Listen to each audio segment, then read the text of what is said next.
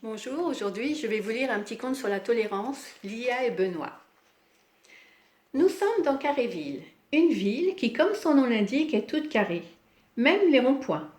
Mais ce qu'il y a de plus étonnant, c'est que les habitants sont eux aussi carrés.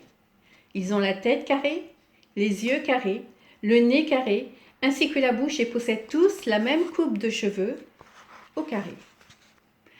Un jour de beau temps, une jeune et jolie jeune fille nommée Lia se promène dans un carré de jardin où poussent toutes sortes de fleurs carrées aux couleurs éclatantes. Elle chemine d'un pas léger quand tout à coup, son carré de soie à carreaux est emporté par une brise légère.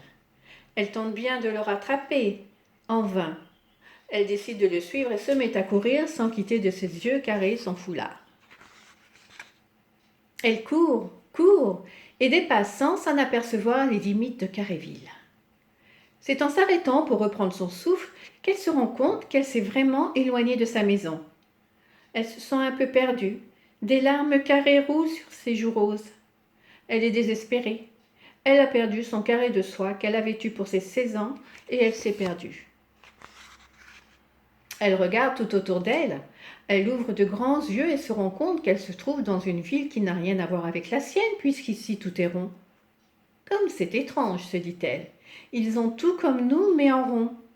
Elle essuie ses yeux pour mieux voir et... Bonjour, mademoiselle, je suppose que ce carré de soie vous appartient, fait une voix douce et ronde. Lia se retourne d'un bloc. Elle ouvre de grands yeux quand elle aperçoit le propriétaire de la douce voix. C'est un jeune homme tout rond, grand et rond, beau et rond, doux et rond. Elle a déjà entendu parler d'une ville où tout est rond. Elle pensait qu'il s'agissait d'une légende. Et me voilà dans la légende, se dit-elle. Elle se trouve à Rondeville. Voilà un petit extrait de Lia et Benoît. Et si vous voulez vous procurer ce livre, vous pouvez le faire directement sur mon site internet et vous le recevrez avec une dédicace ou bien directement sur amazon.fr ou encore à la FNAC pour kobo.com. À bientôt pour un nouvel extrait d'un autre de mes livres.